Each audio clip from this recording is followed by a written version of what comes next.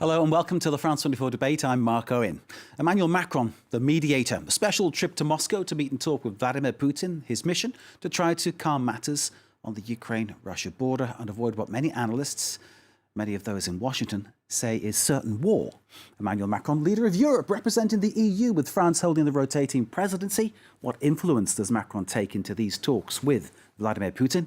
Plus, Macron, the candidate. There is, of course, a presidential election in France in April. President Macron hasn't yet declared himself as candidate, even though he's already got the prerequisite amount of pre-support to meet all the criteria. Tonight, we examine Macron's game plan here and the stories that are surrounding it. And, of course, Ukraine will clearly feature very heavily in our discussion. Let's introduce you to our guests. And just to remind you, the talks continuing in Moscow between Macron and Putin.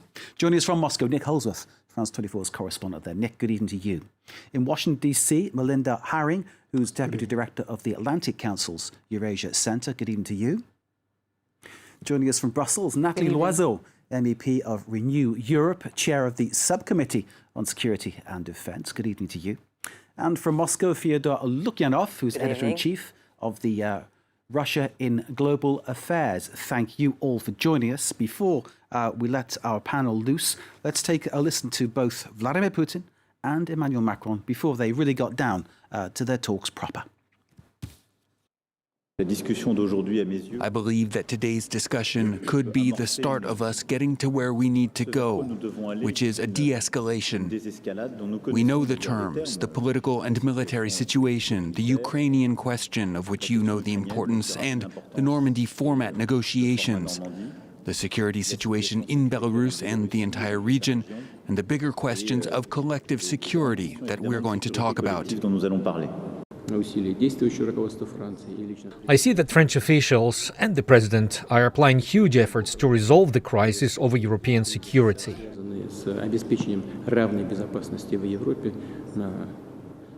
In a historical perspective, this also concerns subjects related to the resolution of the inter-Ukrainian crisis in the east of the country.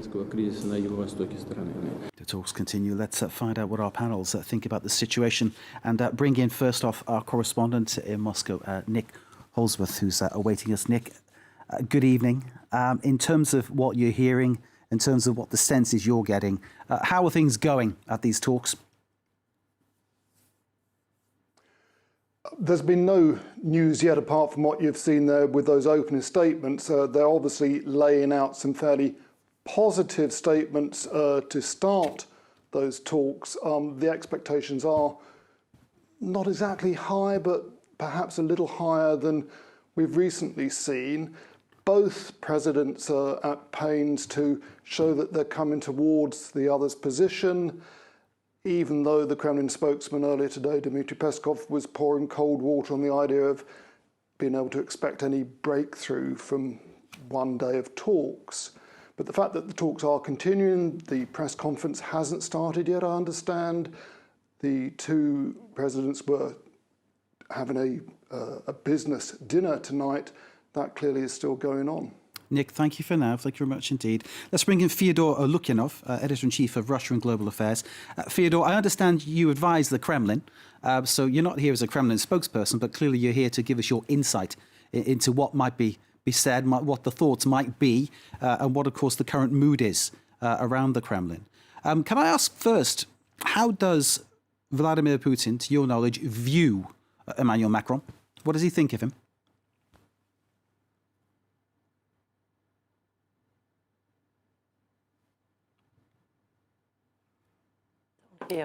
Fyodor, we can't hear you. We're going to move on to another guest and maybe try to sort out the sound coming from your office there in Moscow. Fyodor Lukyanov of Russia and Global Affairs. Our other two guests, Nathalie Loiseau, MEP for Renew Europe in Brussels, and Melinda Haring, Deputy Director of the Atlantic Council's Eurasia Centre. Standing by and waiting. I hope you can both hear us. I'm looking at your expressions and I think you can. Nathalie, can I bring you in first as someone who knows President Macron and someone who knows what his stance might be on the current situation. What kind of message do you think he will be taking to Moscow? What kind of things do you think he will be saying, Nathalie Loiseau, to Vladimir Putin? Well, I think that Emmanuel Macron takes the situation seriously, and he wants to have a firm dialogue with Vladimir Putin to make sure that if there's a chance for diplomacy, if there's a chance to avoid war, he will use what he already started in Paris with the Normandy format a few days ago. It can only work if the Europeans and the Americans with the Europeans are united. And if Vladimir Putin had thought that we would be divided, he failed in this account. There has been a huge number of conversations between Europeans with the Americans, and there is a strong sense of unity about the independence, sovereignty of Ukraine, about the core principles of security in Europe. What is at stake is that Vladimir Putin must understand he has a lot to lose and not really much to gain if he goes towards a military aggression of Ukraine. Natalie, for now, thank you. Melinda Herring in Washington of the Atlantic Council's Eurasia Centre. Melinda, President Macron telling Vladimir Putin, the Russian president, that Europe and Russia both need a useful response to end the standoff over Ukraine. It's kind of like an understatement, that, isn't it, really? Hi, Mark. It's great to be here with you. I just got in from Kiev and Paris, so I'm not surprised that Macron has jumped in and he's trying to negotiate this. He's 2 months away from elections, and Macron has big ambitions, and Merkel's not on the scene anymore, so he spots an opportunity. But I think your Moscow correspondent is right. There's not going to be a big breakthrough today. I think Macron is going to try to find some flexibility on the Minsk negotiations or on Ukraine's desire for NATO status. That's what I'm expecting to hear out of the press conference today. But honestly, we're very, very close to the edge of war, and I think this is kind of a fool's errand. I think it's good that Macron is trying to talk, but we're not going to make any real progress today. Melinda, for now, thank you very much. Let's go back to Fyodor. Fyodor Lukyanov, Editor-in-Chief of Russian Global Affairs, and let's hope that, Fyodor, you can hear us now, and we can hear you. The question I put to you earlier before I then had to bring in our other guests is what does Vladimir Putin think of Emmanuel Macron? Does he have an opinion of him that he is a serious man, or does he perhaps have an amount of contempt that we are told that Vladimir Putin does have for certain other world leaders? No, of course, I hope you hear me. Of course, they know each other very well. And for Putin, it's a good opportunity to speak to a person with whom he has at least a personal contact. At the same time, the only thing I can agree with my American colleague is that we cannot expect a breakthrough. But I think the major mismatch between Russian and Western position is that we speak about different things. So the Western discussion is entirely about Ukraine, how to stop Russia from attacking Ukraine. In Moscow, probably you will be surprised, but no one speaks about attacking Ukraine at all. And the question which Russian side and Putin in particular would love to discuss with Macron and other European and American leaders is how to adapt the system of European security to the very much changed reality, changed compared to the 1990s when the current system was emerged. And Macron can play a very important role, of course, but in the case, he has his agenda which is different from the agenda of the United States. And if Europeans have something to offer to this discussion, not just to repeat what Americans are saying. Fyodor, you say no one in Russia is talking about attacking Ukraine, but in the Duma just a couple of, well, I think it's 2 weeks ago in the Duma, MPs were talking about or advising Putin to actually move into Donbass, move into Lugansk and actually annex the areas. Is that not correct? Is that not attacking? It's not correct because I never heard anything about attacking and annex Lugansk and Donetsk. There is an idea, that's true, there is an idea proposed by the Communist Party to recognize independence of those territories, but with all due respect, I don't believe that the Communist Party is the party now which defines the position of Kremlin. Recognizing the independence of those two Russian-speaking countries. But there's 130,000 Russian troops. Melinda, go ahead. Melinda Herring in Washington. I'm sorry.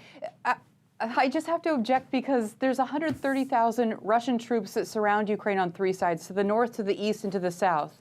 It's clear that Russia is Russia says we're not doing anything, no big deal. That's not how Ukraine feels. That's not the assessment of the intelligence community in the West or in America. So just because people aren't talking about it in Moscow doesn't mean that it's not real. There's an imminent threat. And Moscow wants to play games and pretend like it's talking about Europe's security architecture, but that's not what's at stake here. Moscow is getting ready to attack Ukraine. That's what is going on. Melinda, Vladimir Putin says that it's NATO that's being aggressive. What would you say to that? He loves to attack NATO, but you have to look at a map. How many NATO countries actually surround Russia? This is a pathology that Putin has. He sees a NATO boogeyman. That's not the way that this works. Countries get to decide if they want to join NATO, if they want to be independent, or if they want to be in Russia's sphere of influence. Ukraine has made its choice very clear. It wants to be part of NATO. 58% of Ukrainians have said that they want to be part of NATO. Why does Russia get to make that decision? The world doesn't work that way anymore. Melinda, thank you very much indeed. Fido, I'll give you a chance to come back in a moment. First, going to go to Nathalie Loiseau in Brussels, MEP for Renew Europe, chair of the Subcommittee on Security and Defence.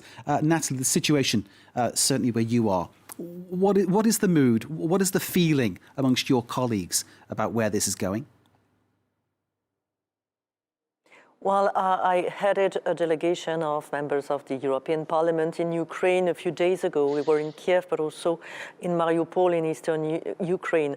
So I fully share the view that if Vladimir Putin is serious about not willing to attack Ukraine, the first thing to do would be to withdraw more than 100,000 soldiers at the border with Ukraine, to make sure that there are no cyber attacks threatening Ukraine, to make sure that disinformation doesn't flow on Ukraine on a daily basis, or simply to make sure that there is no blockade of the Azov Sea, where you see that now Ukrainian vessels cannot reach Mariupol simply because they depend on the absence of goodwill of Russian vessels. So there is a lot of pressure going on Ukraine. So if it's not about Ukraine, let us first stop with threatening and putting pressure on an independent country.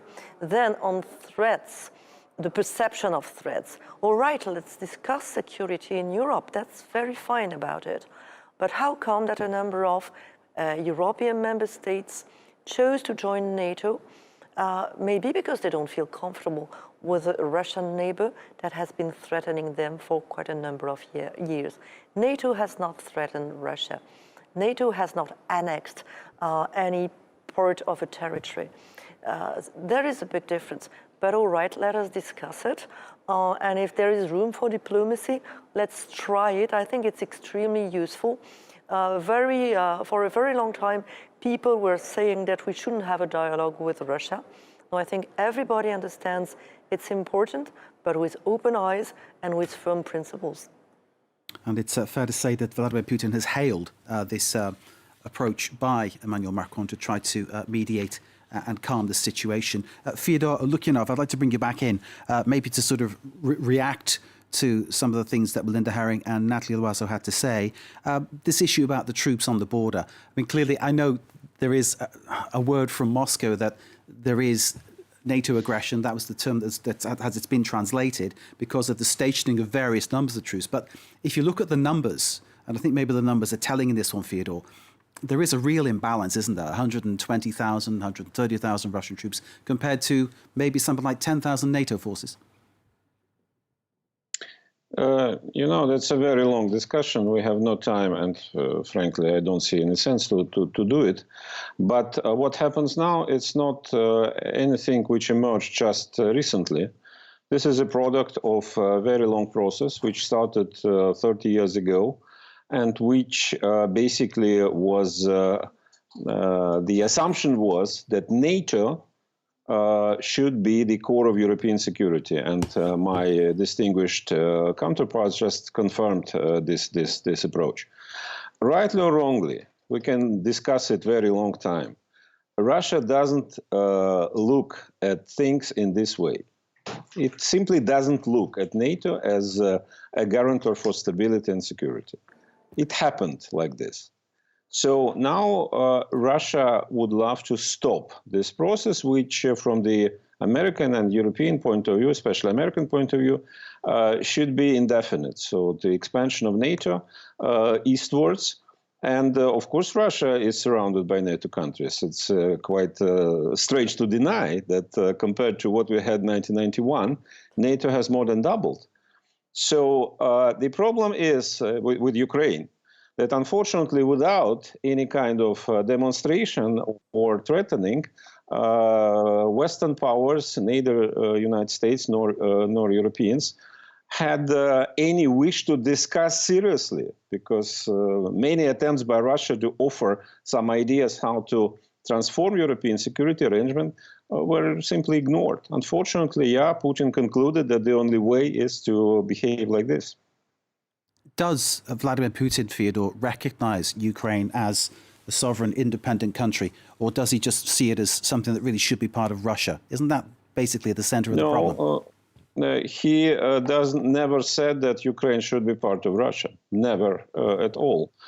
He just says that Ukraine, as a sovereign, independent country, should not be hostile to Russia and should not and should, so to say, realize realities of this geopolitical situation. That's it.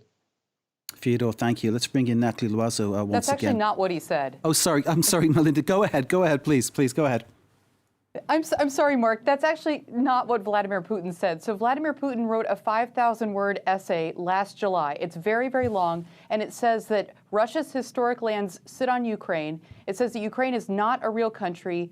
Ukrainian identity is not real. The language is not real. And then there's been successive essays from Surkov, from Dmitry Medvedev, the former president and prime minister, and they've said that Zelensky, the president of Ukraine, is not legitimate. And these essays are anti-Semitic. And it goes on and on and on. We're seeing increasingly bellicose rhetoric coming out of Moscow, rejecting Ukrainian nationhood and identity. That's what Vladimir Putin thinks of modern Ukraine.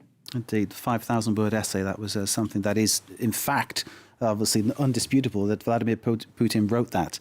So, Fyodor, reflect on that one. I need to ask Natalie Loiseau about how Emmanuel Macron deals with all of this when he sits down face-to-face with Vladimir Putin right now in Moscow. How does he deal with all this, Natalie? What does he say? How does he convey the situation? First of all... I think he's been very clear. So, Fyodor, I'll bring you in a moment. Natalie first, please. Talking about Macron, yes, I think Emmanuel Macron has been very clear. He gave interviews before leaving for Moscow. That for him, Russia will remain a neighbor of European countries. So we have to find a way to deal one with another. But we cannot consider that there are spheres of influence. This belongs to the past. We will not do a Yalta II in the 21st century. Whatever country wants to choose its friends and allies freely must be able to do it. Nobody wants to have a hostile relation with Russia. But let's talk about Russia. Let's talk about the annexation of Crimea. Let's talk about support for separatists in Donbass. These are realities. And we would like to see things calm down. If Vladimir Putin wants to have good relations with Ukraine, there are thousands of ways of cooperating with Ukraine and also on focusing on the internal domestic situation in Russia. Why is he so interested in putting pressure on foreign countries instead of trying to make Russian citizens' lives better? Can I pause you three, please, for a second and go back to our correspondent, Nick Holdsworth, joining us on a separate link from Moscow. Nick, hope you can hear us. I'd be interested to get from you, sir, what the feeling is amongst ordinary Russians. Where you are, where you live, where you work, the people that you see. How do they see this situation?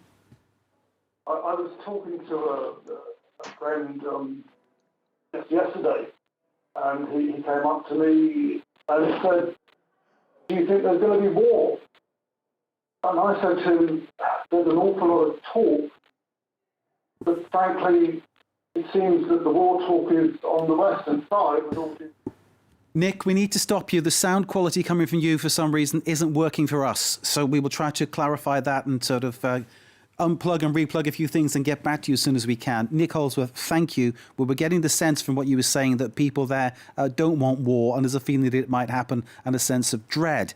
Fyodor, maybe you're picking up on that as well. There are a number of issues, and certainly Melinda raised them, about the approach that Vladimir Putin has to this situation, which seems to be, I think you could say, bellicose. NATO's Secretary General too, Stoltenberg, saying that they're considering a long-term military posture in Eastern Europe to strengthen deterrence there. This in reaction to Vladimir Putin's stance.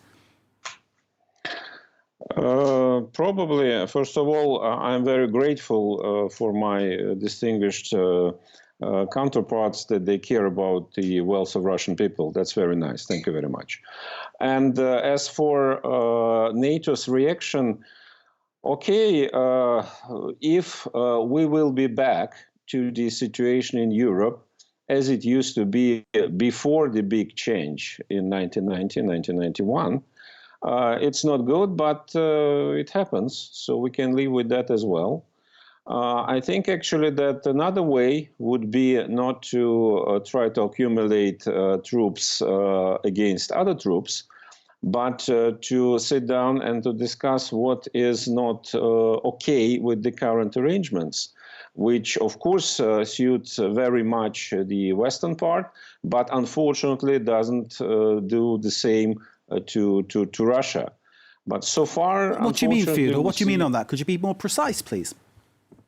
Yes, of course. What Russian diplomacy offered as initial start for conversation, I think, of course, it's cannot be implemented in the way as it formulated, certainly, but to draw line beyond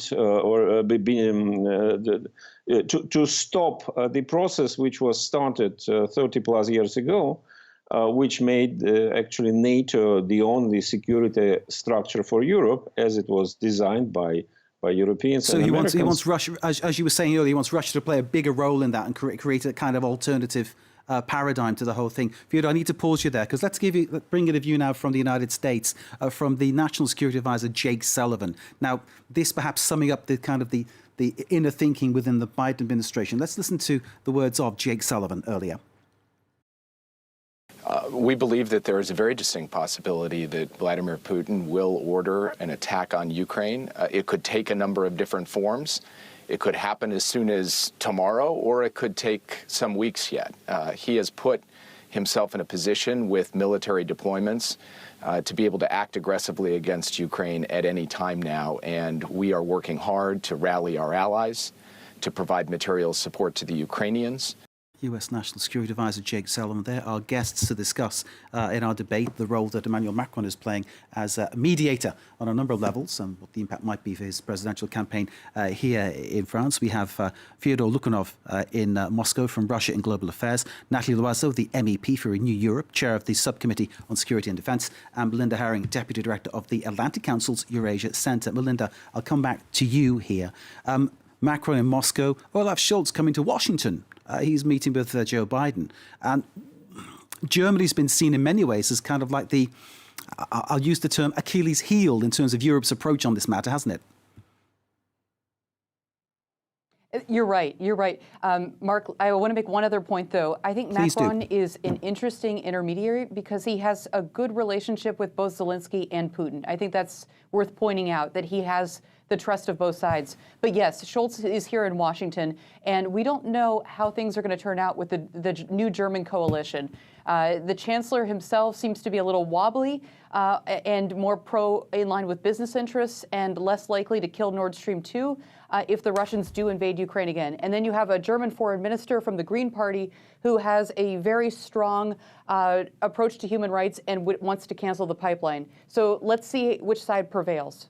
In terms of Macron's role, can you tell us a bit more on how you see that? Obviously, you were saying that he's a really good person to talk between the sides there, someone who can actually sort of pull things together. Do you think he can be effective in this role? Melinda?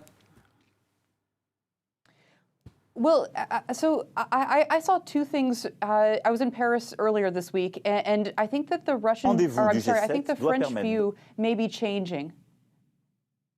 So I think as two things jumped out at me, Mark, while I was in Paris. The French are sick of Russian hacking, and they're also not happy with the role that Russia's been playing in Mali and the broader Sahel. So I think we may start to see a hardening of French opinion on Russia's activities. But Macron is also someone who likes to improvise. It's no secret that he's very ambitious. He wants to be the big foreign policy player in Europe, and Merkel's off the scene. So it's really hard to predict what he's going to do today in closed doors in Moscow. Natalie, is that fair to say that? I could debate this portrait, yes, because if he was that ambitious, I think he would stay in Paris and not meddle in something as difficult and as riskier as what he's trying today. Nothing tells us whether he will succeed. He just thought that the risk of inaction was bigger than the risk of trying something. This is the reason why, because he has been in contact with Vladimir Putin since the beginning of his mandate, because he has a very good relation with Volodymyr Zelensky as well, that is trying to provide with some help. But he's not doing it alone. He's been discussing with Joe Biden, with Olaf Scholz, with all other European leaders. He spent his weekend on the phone with all of them to carry a united message. But believe me, it would be much more comfortable to stay in Paris than to take this big risk of trying to be a mediator in such a tense situation. Natalie, is there a sense, staying with this issue about staying in Paris, what Macron risks if this doesn't work, I suppose? Will this harm his re-election chances here in France? Obviously, we've got, as you know, the election coming up in April. It is obviously, I think, more or less certain that President Macron will be running again. Is this getting in the way, or is this an advantage for him? What is your feeling on that, Natalie? Well, first of all, he's not yet a candidate. I wish he becomes a candidate, and I signed my support for his candidacy, but he has not announced a candidacy yet. We know that most of the time, foreign policy doesn't have an impact on election results. People are focusing on different things.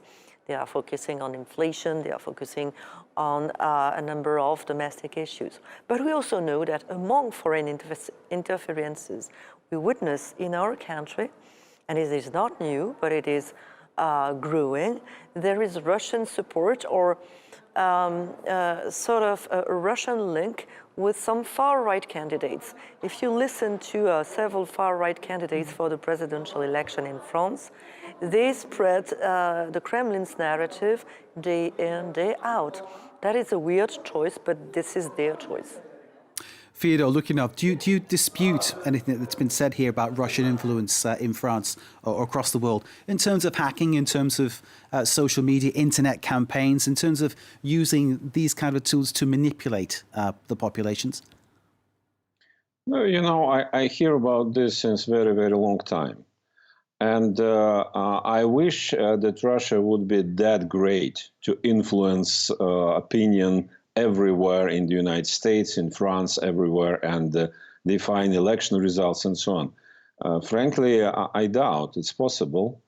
It's quite funny to hear that any alternative view, as Natalie said just now, that far-right candidates spreading Kremlin narrative. Maybe they're spreading their own narrative. There are different narratives in international affairs and in domestic politics. So, are you denying it doesn't go on, though? I mean, clearly there is proof, Fyodor, that this is happening. Which proof you mean? Yeah. Natalie, would you care to jump in? Natalie, go ahead. Well, 2016 American election. We know quite a lot about what took place. We know the trolling campaigns, we know the hacking, we saw the links. It is not disputed at this time. And believe me, if you listen to some of the political leaders of the far right in my country, but in other European countries, it's really copy-paste from Sergei Lavrov, word by word, para by para. They even lack imagination. So we all know about it. That's it. There have been a number. Let us talk about my colleague Thierry Mariani from the Rassemblement National. He's in the European Parliament, but most of the time he goes to Moscow or to illegally annexed Crimea. He's been in Russia more than 50 times. I'm sure he loves Russia, but it makes a lot.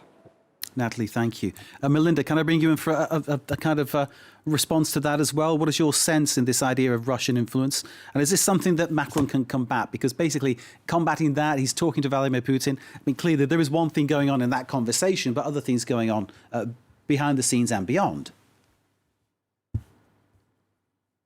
Yeah, I think Macron is trying to find a clever way out of this. But the broader point, though, is diplomacy is on life support. So we've reached a very low point, and I think Natalie's right that Macron is not going into this solo. I acknowledge that. He was on the phone with President Biden. He's been coordinating with allies.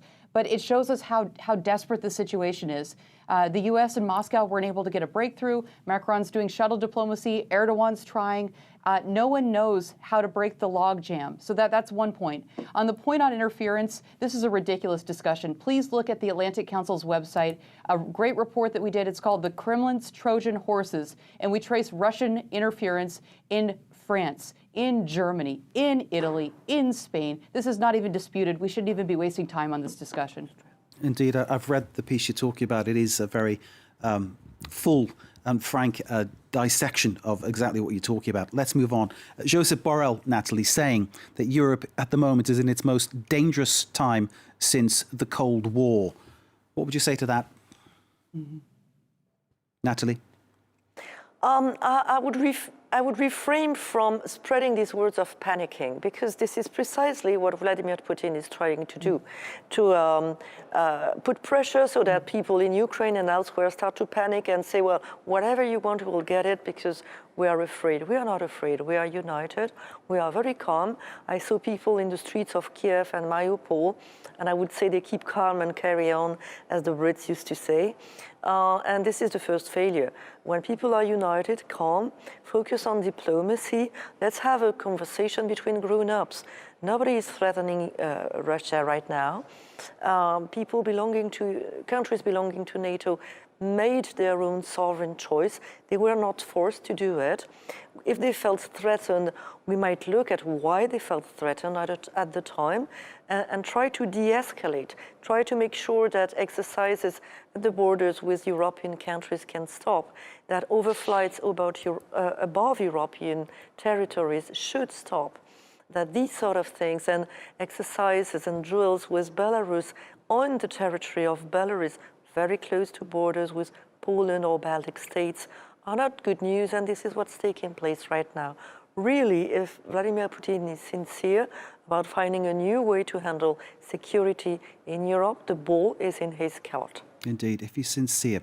We're getting a word from the White House about the meeting between Biden and Olaf Scholz, the German Chancellor. US President Biden saying he looks forward to working closely together with Scholz, and that they are in lockstep, the word that's been used, to address Russian aggression.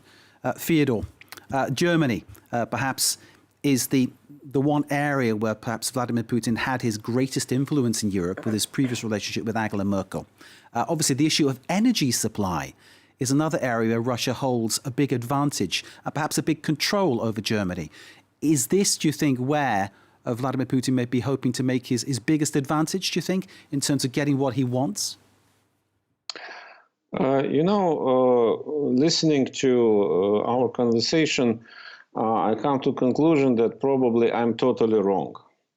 If everybody is calm and united in Europe and in the West, then I just should go to Putin, probably I will try to do it, and explain to him that he failed already. Everybody is calm and united in the West, and all his tricks will not work. I think that's a good end for our conversation. I don't understand why then we discuss it and why the West is in such a hysteria then, but probably it's just an accident.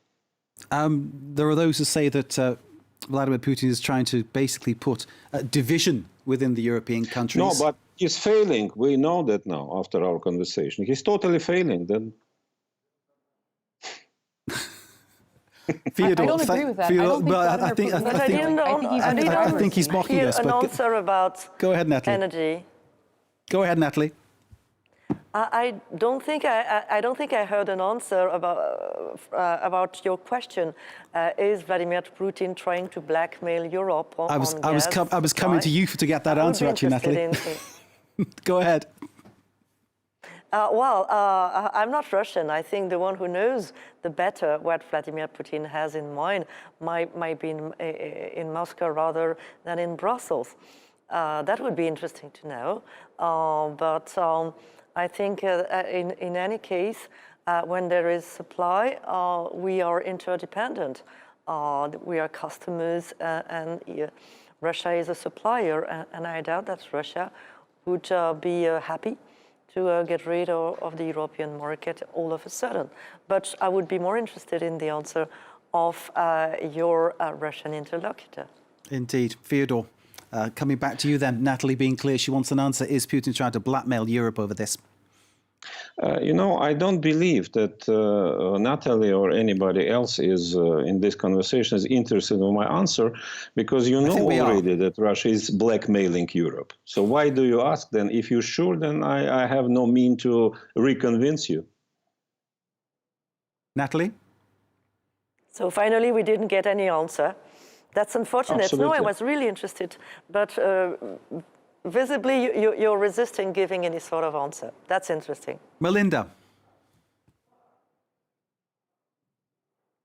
So if you don't mind, I'm going to try to sum it up. Go ahead. The MP on the line has also just been in Kiev, and the mood is calm there. I think she's right about that. People are carrying on with their daily life. Traffic is lower than normal. There is a weird mood. It's hard to make sense of what's going on. Our Russian colleague described Washington as hysterical. I don't think that's accurate. I think we're very, very worried. There's 130,000 Russian troops that surround Ukraine, and Vladimir Putin keeps upping the ante. He's trying to create a crisis because he wants to stop the westernizing drive in Ukraine. He wants to destroy NATO's unity, and he wants to humiliate the United States, and he also wants to rewrite the European security architecture. That's what's at stake here. Indeed, and Antony Blinken saying that the door to NATO remains open to any country that wants to join. That's another thing that obviously is going against what Vladimir Putin is looking for, Melinda, isn't it? Absolutely, and that's why we've reached an impasse with the negotiations. So we can move the deck furniture around, we can talk about smaller things, but Russia and the United States fundamentally disagree about the open door policy, and there's no cute diplomatic formula to get around that. That's why we're stuck right now. We're kind of running out of time. I'll try and get a quick last word from everybody. Fyodor, starting with you. What are you hoping for between now and next week, the week after? I mean, clearly, people are scared about war. People in Russia are scared about war. What are you hoping for? Scared about war, and if people in Europe and the United States are scared about war, I'm sorry for them. Would you advise Vladimir Putin to pull back from the Ukraine border, Fyodor? I'm not in the position to give him such advices, unfortunately. Fyodor Lukyanov, thank you for joining us, Editor-in-Chief of Russia and Global Affairs. Natalie Loiseau, final word from you in Brussels. Well, I do hope that the efforts that are started with Emmanuel Macron will lead to more conversation, more dialogue, because the more we talk, the less war is unavoidable. But there is serious concern. France and Europe are serious about diplomacy. They are serious about a very firm reaction in case there is a military aggression. And they are serious about the principle, the core principle of security in Europe. Natalie Loiseau, MEP for Renew Europe and Chair of the Subcommittee on Security and Defence. Thank you for joining me. And a final word in this debate goes to Melinda Herring of the Atlantic Council's Eurasia Centre. Melinda, maybe, and I think you've said this very clearly, we're not expecting much progress, but at least they are talking. Yes, and in the next 2 weeks, here's what I'm watching for. In Kiev, I'm hoping and praying that the Ukrainian government is going to harden the border between Belarus and Ukraine, that Ukraine and Russia. The border is very, very long, and the Ukrainians have not done a very good job of hardening it. So that's one thing that a lot of analysts are going to be watching for. And I hope that the White House in America keeps sending more and more defensive material, and NATO moves more troops to Eastern Europe. That's where we are, and those are the moves that I'm expecting to see in the next 2 weeks. Indeed, and Emmanuel Macron still talking with Vladimir Putin and trying to mediate in some way towards that kind of peaceful solution and avoid what Washington is warning about further aggression from Russia towards Ukraine. Melinda Herring of the Atlantic Council, thank you very much indeed for joining us. Thanks to Nathalie Loiseau, thank you. The MEP from Renew Europe. Thank you. Thanks to Fyodor Lukyanov of Russian Global Affairs. He's since gone. And thanks to our correspondent Nick Holdsworth joining us earlier from Moscow. And thanks to you for watching, of course. Stay with us here in France 24. More to come.